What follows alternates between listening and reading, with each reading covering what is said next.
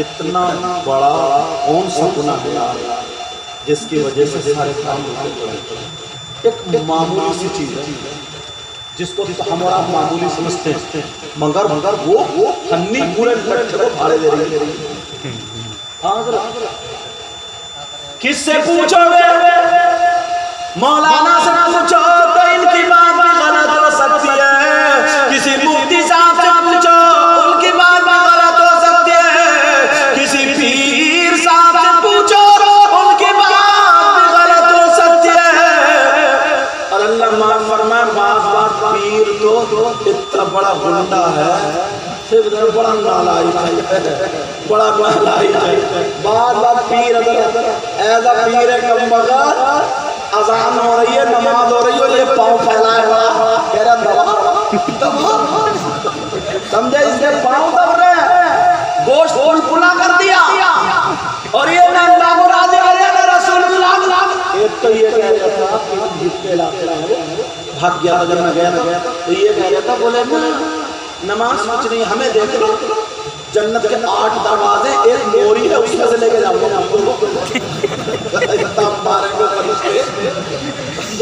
उससे क्या है, नमाज क्यों नहीं पढ़ता, नमाज क्यों नहीं पढ़ता? तो कहने लगा हमारी इमाम के पीछे नहीं होती, हम काबे में नमाज पढ़ते। तो जब मुझे पता चला तो मैंने कहा मुरीदों से, मैंने कहा ऐसा करियो, इस मियाँ को 8 दिन कमरे में बंद कर दियो, ना खाना ना पीना। अगर खाना लाओ, खाने लगे ना, जब नमाज पढ़ने जाओ ना मक्के में, तो तैयबा होटल में खा के आ जाइए, जमजम शरीफ पी के आओ, हमारे मिलकर कहाँ पी रहे हो? 8 दिन में मैंने कहा इसकी आंखें बल जाएगी। तो पता चला ये खाना खा रहा, खाना यहाँ ठूस रहा, पानी भी यहाँ ठूस रहा, तुम्हें इतना खपू बना रहा, नमाज हुआ कर रहा। ये पीर हो सकता क्या? बताओ, खाना बोले डर रहे हो क्या? पीर हो सकता क्या? ये नहीं हो सकता।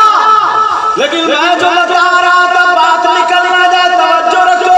कौन गुनहगार है, कौन ऐसा है जो नमाज पढ़े तो कबूल नहीं, रोजा रखे तो कबूल नहीं? किससे पूछोगे? मैं मौलाना साहब से नहीं पूछूंगा, मुफ्ती साहब से नहीं पूछूंगा, पीर साहब से नहीं पूछूंगा, अपने आका से पूछूंगा, नबी से पूछो। आका तुम बताओ तो नबी फरमाते सलासा ला यक़बलु अल्लाहु अज़्ज़ा व जल्ल सरफहु अला अदला यानी अला कुल्लि वालिदैहि। नबी फरमाते हैं जिसकी नमाज कबूल नहीं, जिसके रोजे कबूल नहीं, जिसकी ज़कात कबूल नहीं, जिसका हज कबूल नहीं, जिसका जलसा कबूल नहीं, जिसकी कोई इबादत कबूल नहीं, नबी फरमाते हैं वो कोई और नहीं, वो है जो अपनी मार का कहना नहीं मानता,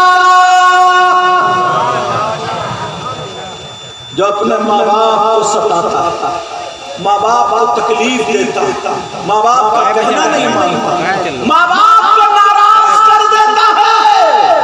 बहुत टाइम ना जुड़े पीर साहब आए, हम आए, लोगों ने इसके हाथ चूमे, बात ये सोचता ना जैसे ये उकने टंग रहे हैं ना, ऐसे ही बरकतें समझे? हाथ चूमते कोई छुक लगा दिया, कोई दाग लगा दिया, दूसरा आया वो साफ कर गया। अपना तो यही चल गया, ये इत्र लगा रहे हैं। अल्लाह बरकत फरमाए। बहुत शानदार कुरान शरीफ पढ़ते मैंने खुद सुना पाटन में, राजस्थान, ऐसे ही हासिल होना चाहिए। और बात तो मेरी खांसी काट रहा, उसकी बहुत पिटाई होती। तो बात क्या चल रही? जो माँ बाप का नाफरमान है उसकी कोई इबादत काबिल कबूल नहीं। क्यों? ये कोई मौलाना या पीर साहब नहीं कहते हैं, नबी और नबी की बात को झुठलाई नहीं। अगर हिम्मत है तो इसकी काट ला। हाथ चूम रहे हैं, कोई पीर साहब है, कोई मौलवी, अच्छी बात है चूमो, मगर सुनो ईमानदारी से बताइए, तुमने कभी माँ के हाथ चूमे? कभी अपने बाप के हाथ चूमे, हमारे पाँव इतने दबाए और लोगों के पाँव दबाए। कभी शाम को सोते हुए तुमने अपनी माँ के पाँव दबाए, तलुए दबाए, हाथ दबाए, बीवी पे लट कर रहे हो और मार के डाल दो और यूं कर लो, तूने मेरी अम्मा के कपड़े नहीं बने, तुम क्या लुच्चे हो, तुम क्या अपाहिज हो? तुम तो अपनी माँ के बेटे हो, तुम अपने बाप के कपड़े खुद धो। जब तुम जमीन जोत सकते हो, मोटरसाइकिल चला सकते हो, कपड़े नहीं धोलेंगे? सर अपने माँ के खुद धो, बाप के खुद धो, बीवी पे कोई जोर नहीं है। अब हाँ अगर बीवी अच्छे घराने की है तो वो सोची लेगी कि मेरा शौहर हो रहा है तो मुझे ये काम करना चाहिए, तो फिर कहने की जरूरत नहीं पड़ेगी, अगली मर्तबा वो धोएगी तो प्रेसरी कर देगी। बोला है कि नहीं? मगर तरीका नहीं है हम लोगों को। नबी फरमाते जो माँ बाप को सताता, माँ बाप को तकलीफ देता, अगर माँ बाप जिससे नाराज है उसका नबी भी नाराज, उसका खुदा भी नाराज, जिसका नबी नाराज खुदा नाराज, उसकी नमाज कबूल नहीं, रोजे कबूल नहीं, ज़कात कबूल नहीं, हज कबूल नहीं, उसकी कोई इबादत काबिल कबूल नहीं।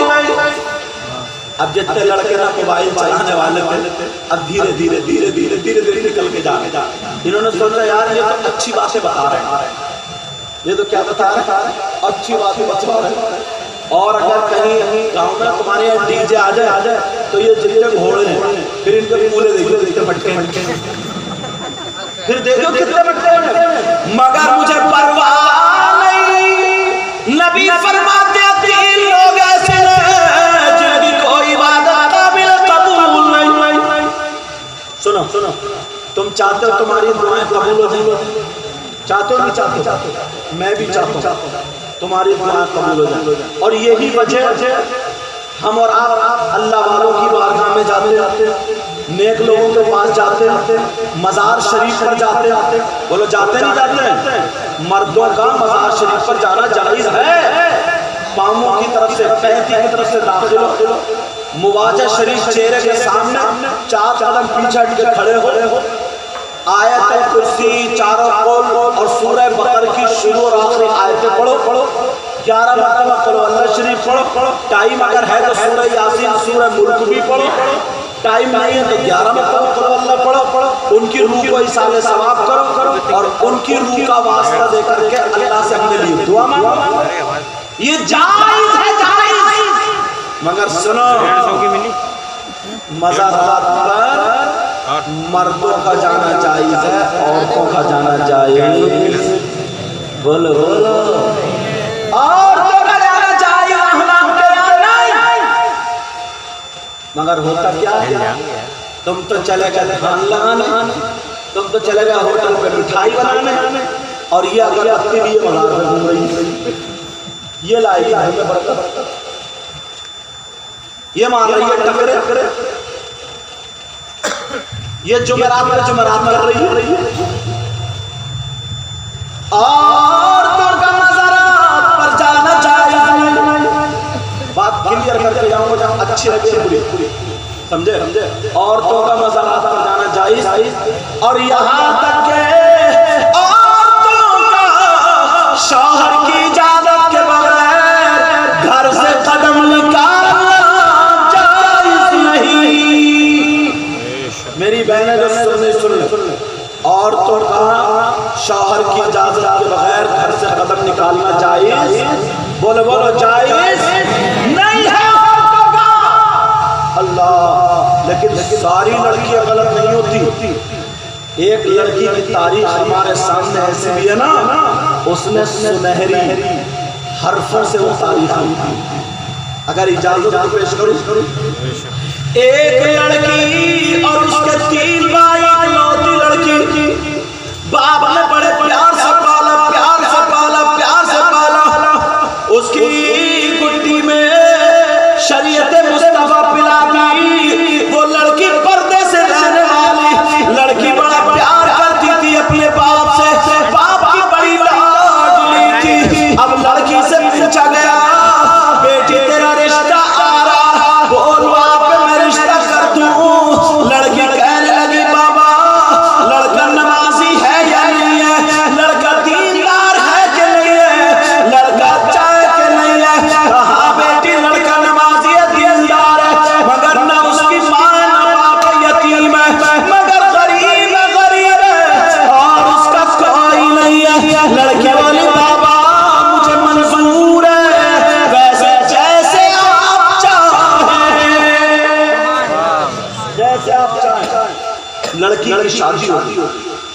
उस लड़के के साथ। अब बाप ने पहले मालूम है तुम्हें, बाजार में गधे बिकते थे, घोड़े बिकते थे, बकरे बिकते थे, बकरी बिकती थी, मुर्गे बिकते थे। और आज शादी के मौके पे, शादी के नाम पे लड़के बिक रहे हैं। लड़के 4-4 लाख रुपए में मंगनी। बोलो है कि नहीं? तुम्हारे यहाँ तो मुझे पता नहीं, मैं हिंदुस्तान के चैनल वाले हिंदुस्तान को बोलते 4-4 लाख रुपए में मंगनी। और अम्मा इतनी बड़ी रिश्वतखोरी है वो, जब तक उसके कान में झुमकियों से लटक ना जाए उस वक्त तक उसे बहू पसंद नहीं आती अम्मा। और बहने जब तक इतनी मोटी जेबरी पाँव में हथकड़ी ना पड़ जाए, पाँव में बेड़ी ना पड़ जाए, बेड़ी जेबरी होगी, उसे भी भाभी पसंद नहीं आती। सब तो लूटने के चक्कर में ऐसा करो, लड़की वाले का गला घोट के मार दो, गला घोट के।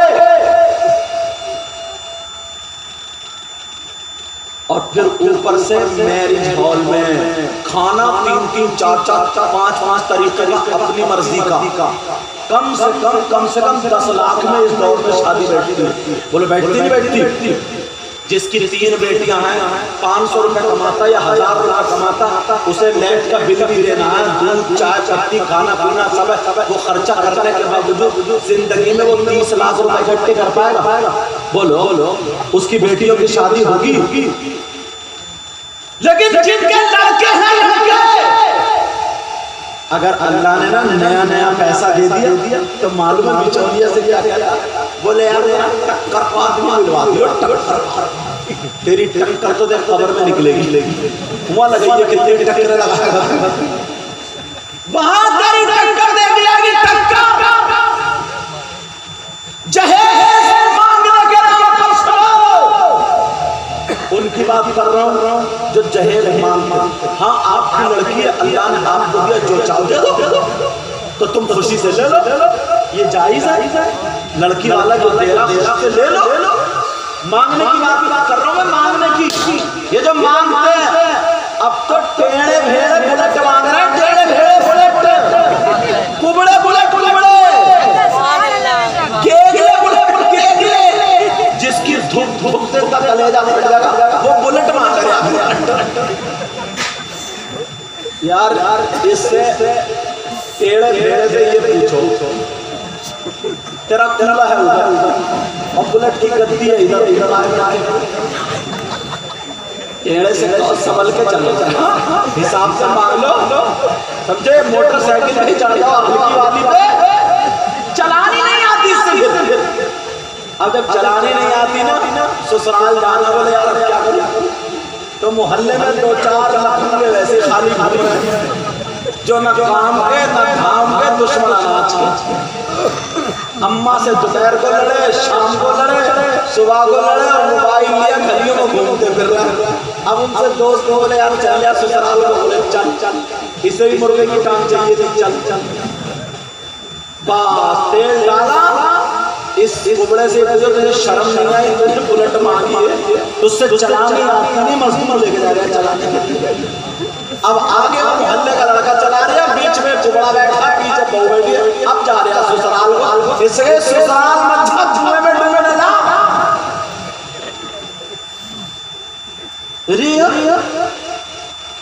इतनी अच्छी लड़की, परेशान लड़की, नमाज पढ़ने वाली लड़की, कुरान पढ़ने वाली लड़की, पर्दे में रहने वाली लड़की, गरीब के घर में है, तो उसके रिश्ते को कोई नहीं पूछता, कोई नहीं पूछता। मालदार की बच्ची का रिश्ता जल्दी हो जाता। अब इससे पता क्या चला, दुनिया लालची है। कब तक लालच करते रहते, कब तक लालच? और बात लड़की वालों के जिनके पैसा ना बोल बड़े उतावले, वो भी नंबरी हैं।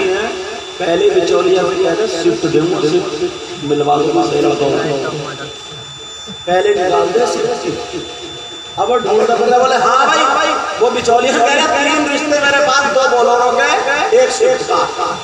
ढूंढता फिरता लड़का, क्यों? इसे किसी में लगता जो ये दलाली करते हैं ना, दलाली जो ये दलाली करते हैं, अल्लाह ताला इनकी आँख फोड़ देगा और इनकी जबान आग की कैंचियों से काटी जाएगी, इनकी आंतों में जहन्नम की आग भर दी जाएगी।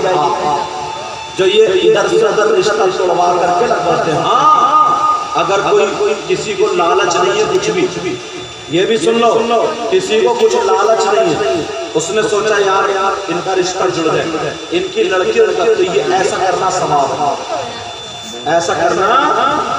पहले लोग इतने मतलब पहले लोग पुराने लोग इनसे पूछा, दोस्त होते थे, तुम्हें मालूम है इनका दोस्त, तो ये अपने दोस्त की बहन को सगी बहन समझते थे।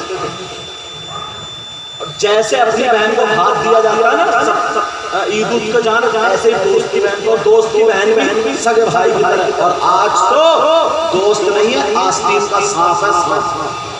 तुम्हारे साथ नाश्ता कर रहा, तुम्हारे साथ रह रहा, पता निकाल ली, डिटेल निकाल ली, एक लड़का है, अच्छा कारोबार है, पढ़ा लिखा,